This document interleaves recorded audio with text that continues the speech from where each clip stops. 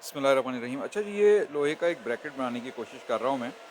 तो सबसे पहले तो आपको ग्लव्स पहनने बड़े ज़रूरी हैं, मैं आपको बता दूँ, क्योंकि ये चिंगारियाँ निकलती हैं जो कि आपके हाथ को, आपके पैरों को डैमेज कर सकती हैं। पैरों में भी आपको प्रॉपर शू पहनने चाहिए, क्योंकि वो यहाँ से इस तरह का जब आप कर रहे हैं तो नीचे गिर के वो शोला आपको डैमेज कर सकता है, आपके पैर को अच्छा खासा, यानी कि आपको बहुत ज़्यादा ये हड्डी तक पहुँच सकता है अगर ये इसका शोला आपके पैर पे गिर गया जलता हुआ।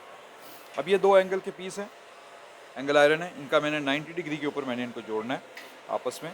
अब मैं देखता हूँ, सबसे ज़रूरी जो बात है मेजरमेंट है। जैसे कि मैंने आपको पहले बताया कि फ़िज़िक्स के अंदर मेजरमेंट्स बहुत इंपॉर्टेंट हैं, क्योंकि हमारे डेली लाइफ के अंदर इनकी बहुत ज़्यादा इंपॉर्टेंस है मेजरमेंट्स की।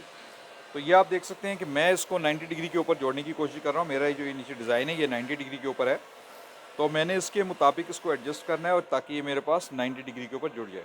अब ये वेल्डिंग प्लांट को याद रखें कि आपने जब वेल्डिंग करनी है तो इसको इतने पे रखना है कि ये आपका एम्पेयर ज़्यादा ना बढ़े। मैं इसको कम एम्पेयर पे रख के तकरीबन 150 के 175 के, ज़्यादा होता है 150 175, बट मैं इसको कोशिश कर रहा हूँ कि इसको 140 समथिंग के ऊपर रख के वेल्डिंग करूँगा। अब सबसे पहले मैं इसको अर्थ लगाऊंगा, वेल्डिंग प्लांट की जो अर्थ की वायर होती है।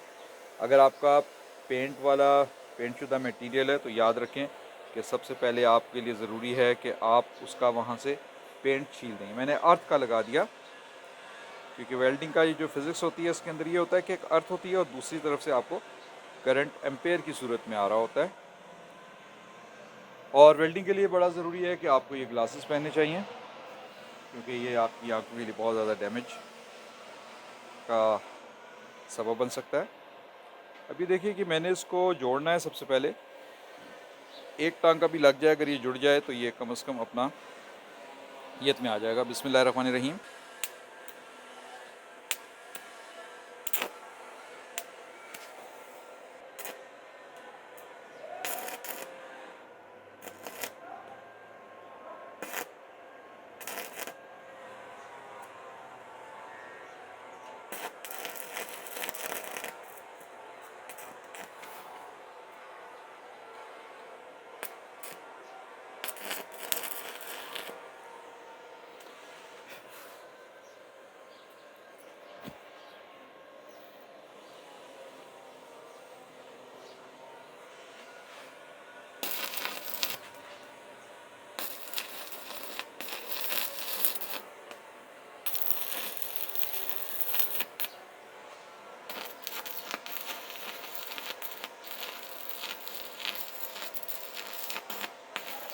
वेल्डिंग करते हुए आपको बहुत एहतियात करनी पड़ती है अपने हाथों की, क्योंकि ये चिंगारियाँ इसकी हाथों पे लग सकती हैं आपको। और पैरों में आपको प्रॉपर शूज़ पहनने चाहिए।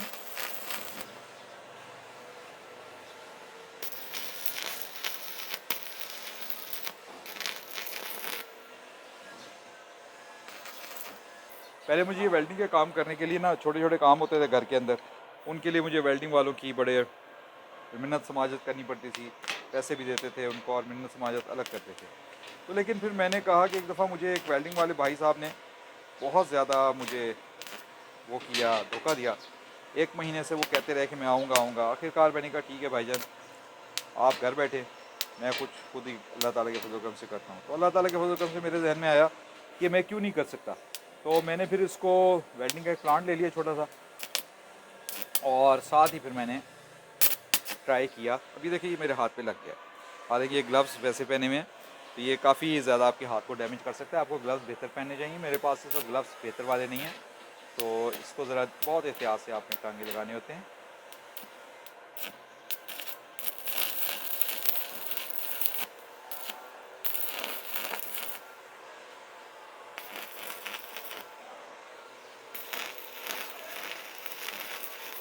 ये ऑलमोस्ट यहाँ पे काफ़ी बेहतर तरीके से ये जुड़ चुका है।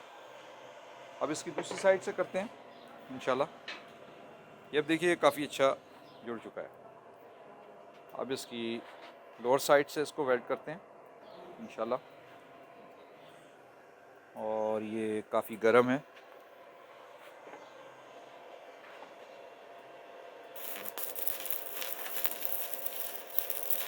अब ये देखिए हमने इसको वेल्ड कर दिया।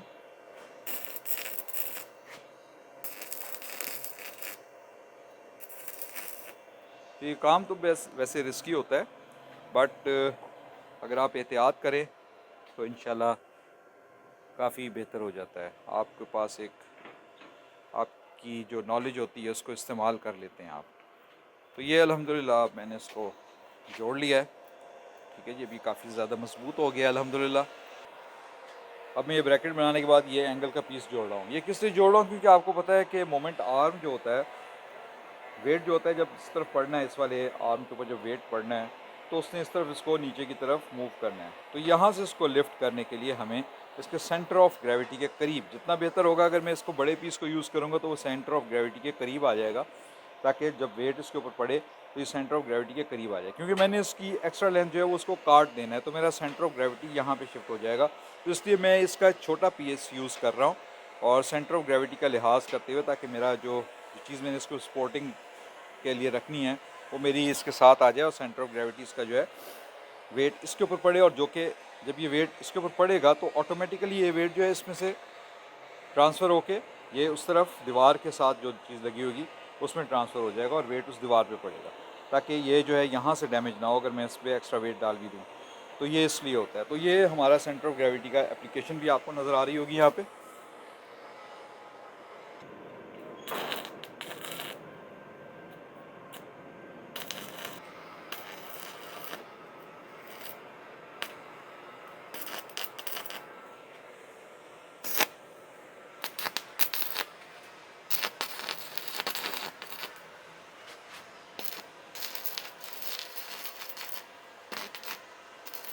होल्ड करने के लिए थोड़ा सा मुझे इसका करंट बढ़ाना पड़ेगा।